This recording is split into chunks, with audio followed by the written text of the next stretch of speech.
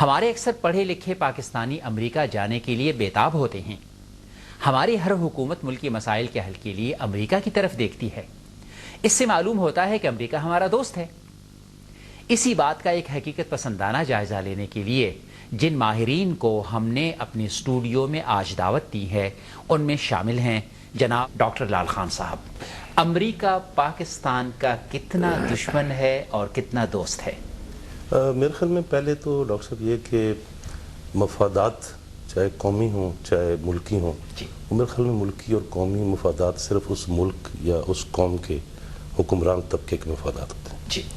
وہ قومی اور ملکی مفادات قطعاً محنت کش طبقے اور عوام کے مفادات کو ریفلیکٹ نہیں کرتے, ان کی عکاسی نہیں کرتے. اور ان ریالٹی دیکھا جائے تو حکمران طبقے کے مفادات اور محنت کش طبقے کے مفادات جو ہیں وہ مسلسل آپس میں متصادم رہتے ہیں. اور اسی لیے ایک طبقاتی سماج میں طبقاتی کشمکش چاہے وہ امریکن سماج ہو چاہے وہ پاکستانی سماج ہو مسلسل جاری رہتی ہے. کبھی وہ آگے جاتی ہے کبھی وہ پیچھے جاتی ہے. اس طبقاتی کشمکش کو روکنے کے لیے حکمران طبقات مختلف طریقے مختلف نان ایشوز کو مختلف جبر کو استعمال کرتے ہیں. کوشچن یہ ہے کہ امریکن امپیریلزم جو ہے امریکی استعمار جو ہے یہ 20ویں صدی کے مینلی دوسرے ہاف میں ڈیولپ ہوا. اس سے پہلے 16 سینچری میں جو کولیپس ہوا ہسپانوی استعمار جو تھا برٹش امپیریلزم رائز ہوا اس کا کولیپس ہوا. پہلے تو ہم دیکھیں کہ امریکن رولنگ کلاس جو ہے اس کی اس وقت کیفیت کیا ہے. اس وقت امریکہ کا $2 ٹریلین کا بجٹ ڈیفیسٹ ہے. امریکہ جو ہے وہ $14 ٹریلین کا نیشنل کریڈٹ اور نیشنل ڈیپٹ کا شکار ہے جو 200 سالہ تاریخ میں امریکہ میں نہیں ہوا. یہ پہلی بار آیا ہے. اور جیسے خود فائنینشیل ٹائم نے کہا تھا کہ جو یہ کریڈٹ کرنچ ہے جو کریش ہوا ہے دس از اے بگر ایونٹ, بڑا واقعہ ہے دیوار برلن کے گرنے اور سوویت یونین کے ٹوٹنے سے.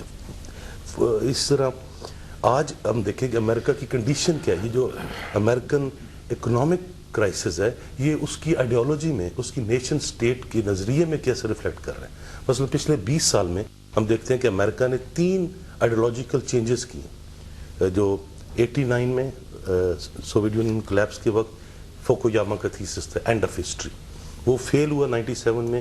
پھر سیموئل ہنٹنگٹن کا تھیسس آیا کلیش آف دا سویلائزیشن. اب جو اوباما نے اسپیچ کی ہے کائرو میں اس نے واضح طور پہ ریجیکٹ کیا کلیش آف سویلائزیشنز کو اور ریکنسیلیشن کی بات کی ہے.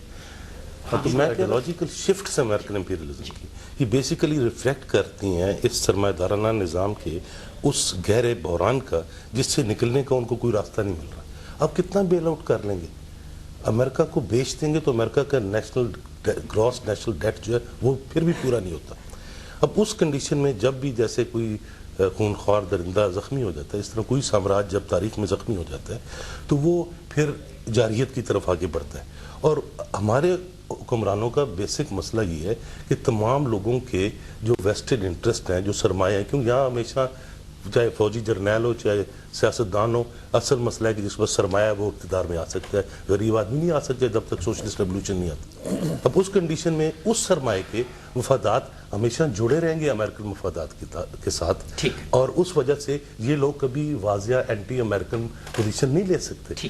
اور اس وجہ سے یہاں استحصال ہوتا رہے گا. ہر $1 جو یہاں آتا ہے یہاں سے $14 واپس لے کے جاتا ہے. اتنا بڑا ایکسپلائٹیشن امپیریلزم کا. اور وہ ایکسپلائٹیشن جو ہے اس کو آپ دوستی کہہ سکتے ہیں یا دشمنی کہہ سکتے ہیں. آپ کی گفتگو میں بڑے سوالات پیدا ہوتے ہیں. کیا امریکہ پاکستان کو توڑنا چاہتا ہے؟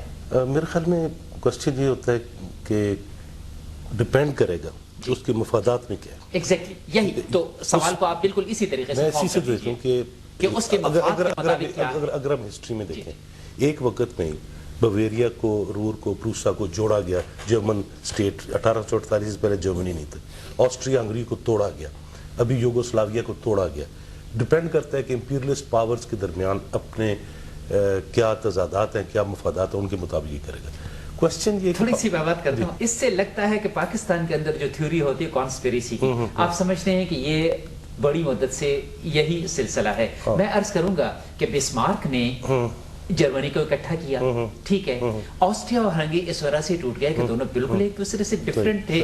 اس زمانے میں تو کوئی امریکہ کی اس طرح کی کوئی قوت نہیں تھی اور نہ کوئی اور بڑی قوتیں تھیں جو اس کے درمیان. وہ آپ کی بات درست ہے لیکن اس وقت کیپٹلزم ایک پروگریسو فیز میں تھا. وہ بہتری کے لیے توڑ اور جوڑ رہا تھا. آج मतलब आप देखेंगे पाकिस्तान को क्यों तोڑا गया, بنگلہ دیش جو بنا اس کی بنیادی وجہ یہ. لیکن کمیونسٹ تحریک تو اس وقت قائم تھی. کس وقت؟ کمیونسٹ تحریک تو اس وقت قائم تھی. کمیونسٹ تحریک اپنے آغاز میں تھی. 1848 میں کمیونسٹ مینیفیسٹو لکھا گیا, کمیونسٹ لیگ بنی, اور اس کی ایک اپنی ہسٹری ہے جو کمیونزم کی. اور 1870 میں جرمنی اکٹھا ہوا. بالکل ٹھیک ہے. تو ظاہر ہے کہ درمیان میں تو یہ 30-40 برس آبویسلی. اب وہ دیکھیں نا, بسمارک نے جو ریولوشن کیا تھا وہ پہلی ایک ارسٹوکریسی تھی. اب دیکھیں باقی جتنے ریولوشنز ہوئے ہیں یورپ میں, وہاں ساری بادشاہتیں ابھی تک قائم کمپلیٹ نہیں ہیں. صرف ایک فرینچ ریولوشن تھا, یہ جرمن ریولوشن تھا, یہ ایک دوسرے ریولوشن جہاں بادشاہت کا خاتمہ ہوا. ابھی بھی سویڈن جیسے ملک میں, ناروے میں, بیلجیم میں, برٹن میں بادشاہتیں موجود ہیں. ہم 2 سوال لیں گے, لیکن پہلے میں ایک سوال اور پھر آپ کو بتاؤں کہ دوسرا سوال یہ ہے کہ کیا ہم اپنے دکھوں کے خود ذمہ دار ہیں؟ اور اس کا پھر اگلا حصہ جس پر ہم ڈسکشن کریں گے وہ یہ کہ پھر اب ہمیں آگے کیا کرنا چاہیے. چنانچہ سب سے پہلے یہی سوال کہ کیا ہم اپنے دکھوں کے خود ذمہ دار ہیں؟ میں چاہتا ہوں کہ آپ اس کے متعلق اپنے نقطہ نظر کا اظہار کریں. دیکھیں جی, پہلے تو بات یہ کہ ہم کون ہیں. جی ٹھیک ہے نا. اب ہم پاکستان میں ایک غریب آدمی, ایک عورت اپنے بچوں کو بیچ رہی ہے بازار میں, وہ بھی پاکستانی ہے. اور ایسے لوگ ہیں جو ارب پتی ہیں جن کے پاس ایک ایک لمحے میں کروڑوں خرچ کرنے کی موجود ہیں. تو ہم کیسے ایک ہو سکتے ہیں؟ دیکھیں نا, انصاف, دیانتداری, جمہوریت, امن, مکارمہ, یہ تو سب کچھ چاہیے. یہ سب بازار میں بکتی ہیں چیزیں, یہ سب چیزیں بازار میں بکتی ہیں. جہاں انصاف بکتا ہے. آپ مجھے بتائیں کہ کیا جیسے سلیم نے کہا تھا, کیا دیانتداری کی حقیقت؟ میں آپ کو کہتا ہوں کہ دیانتداری پیسے میں ہو نہیں سکتی. جو آدمی ایک بدعنوان سوسائٹی میں رہ رہا وہ کیسے دیانتدار ہو سکتا ہے؟ آپ جہاں دیانتدار ہو کے امیر ہو سکتے ہیں. کوئی آدمی بدیانتی کے بغیر امیر نہیں ہو سکتا. کوئی آدمی یا بدیانتی کے بغیر ارب پتی نہیں بن سکتا. ہر آدمی انوالوڈ ہے. کیوں نہ بنے؟ لالچ اور ہوس, اور وہ کسی کو استحصال کیے بغیر اوپر نہیں جا سکتا. اس لیے ہمیں یہ پہچاننا پڑے ہم کون ہیں. ہم 2 طبقات ہیں, ایک حکمران طبقہ ہے اور ایک محکوم طبقہ ہے. اور محکوم طبقے اور حکمران طبقے کی پاکستان میں ہمیشہ ایک اپنی لڑائی رہی ہے. جو 68-69 میں ریولوشن, میرے خیال میں 68-69 میں جو ریولوشن تھا اس کو آپ اسٹڈی کریں. ابھی آپ دیکھیے, یعنی مخالفت اور حمایت سے قطع نظر, لیکن 2002 میں دیکھ لیجئے فرنٹیر کے اندر لوگوں نے ووٹ دیے ان لوگوں کو بڑی بڑی گاڑیوں کے مقابلے میں جو سائیکل پر تھے. صحیح ہے, لیکن کوشچن یہ ہے کہ وہ لوگ جب سائیکل سے اسمبلی میں پہنچتے ہیں پھر سائیکل نہیں رہتی, پھر اور کچھ ہو جاتا ہے. ایک سسٹم ہے جس کو کیپٹلزم کہتے ہیں.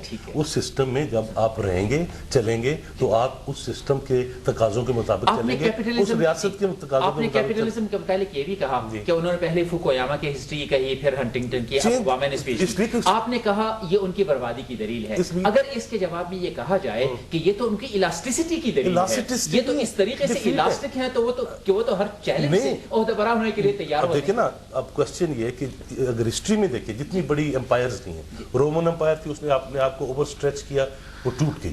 نیپولین کی ماں سے کسی نے پوچھا کہ تمہارے اب سارے بچے جو ہیں وہ بادشاہ ہیں, کہتا ہے اب زیادہ چلیں گے نہیں. امریکن امپیریلزم کی بھی یہی کنڈیشن ہے, برٹش امپیریلزم ہے, انہوں نے اوور سٹریچ کیا اور ٹوٹنا شروع ہو گئے. آپ اس وقت جو اکنامک فگرز ہیں جو میں نے دیے, آپ اس میں غور کریں کہ اتنا سویئر کرائسس امریکن امپیریلزم کی ہسٹری میں نہیں آیا. وہ ایک متروک نظام کو چلانے کی کوشش کر رہے ہیں. 1923 کا جو وہ آیا وہ تو کہیں زیادہ تھا. نہیں, 1929 کا اگر آپ ریسیشن دیکھیں جو بڑا ریسیشن تھا, کریش تھا, وہ اس سے بڑا نہیں تھا. اب اس میں جو لاسز ہوئے ہیں, اس میں جو فال ڈاؤن ہوئے ہیں, اتنی بڑی ہیومن ان امپلائمنٹ, مطلب صرف بر صغیر میں 4 کروڑ کی بجائے 5 کروڑ بچے غربت اور بھوک سے مریں گے اس سال 2009 میں. 5 کروڑ لوگ بین الاقوامی طور پر بے روزگار ہوں گے. ایک ورلڈ کرائسس ہے, اس انٹینسٹی کا کرائسس نہیں آیا جو کیپٹلزم کی ہسٹوریکل جو متروکیت ہے اس کا. شاید ایک بھی آدمی بھوک سے نہیں مرے گا. امریکہ کے اندر آلریڈی مر رہے ہیں. آپ دیکھیں شکاگو میں جو ہو رہا ہے, جو مینہٹن میں جو کچھ ہو رہا ہے, جو سوپ کچنز چل رہے ہیں, جو شاویز جا کے ادھر تقسیم کر رہے ہیں تیل اور چیزیں جا کے. تو کوشچن کیا ہے کہ امریکہ کے اندر بہت غربت ہے. آپ کیٹرینا کے بعد دیکھیں کہ کیا ہوا سینٹ اورینس میں. اب حل کی طرف آئیں گے. پاکستان کو کیا کرنا چاہیے ایک باعزت اور باوقار قوم بننے کے لیے؟ بنیادی مسئلہ جو ہے اس کو ایڈریس ہمیں کرنا چاہیے. بنیادی مسئلہ یہاں غربت ہے, بے روزگاری ہے, بھوک ہے, علاج نہ ہونا ہے, تعلیم نہ ہونا ہے, بجلی, پانی, روٹی, کپڑا اور مکان. یہ اصل ایشوز ہیں. باقی سارے نان ایشوز ہیں, امپوز کیے جاتے ہیں ان ایشوز کو دبانے کے لیے. اس کے لیے میں سمجھتا ہوں بڑا سیدھا سلوشن ہے. وہ قرضے IMF, ورلڈ بینک اور سامراج کے جو کئی بار ہم ادا کر چکے ہیں, اگر آپ اس کو قسطوں میں دیکھیں سود کے, وہ ضبط کرنے چاہیے, بند کرنے چاہیے. پاکستان کے اس وقت 40-50 ایسے لوگ ہیں جن کے پاس اتنی دولت باہر کے بینکوں میں جمع ہے جس سے پاکستان کے تمام قرضے ختم ہو سکتے ہیں، پاکستان کو خریدا جا سکتا ہے. اتنے امیر لوگ ہیں اس وقت جو حکمران ہیں. تیسری چیز یہ کہ اس تمام وسائل کو صرف کیا جائے ایک منڈی کی معیشت کو ختم کر کے ایک پلانڈ اکانومی کے ذریعے کہ اور تمام پیداوار کا مقصد جو ہے وہ بجائے کہ منافع اور شرح منافع ہو، پیداوار کا مقصد جو ہے وہ انسانی ضروریات کی تکمیل ہے. اور میں سمجھتا ہوں کہ اتنے وسائل ہو سکتے ہیں اور یہ سارا ایک سوشلسٹ ریولوشن کے بغیر ممکن نہیں ہے. اور میں سمجھتا ہوں کہ جو کچھ ہوا وہ اسٹالنزم تھا، وہ سوشلزم نہیں تھا، اور سوشلسٹ انقلاب کے بغیر کوئی راستہ نہیں ہے جس سے یہ نجات حاصل ہو سکے.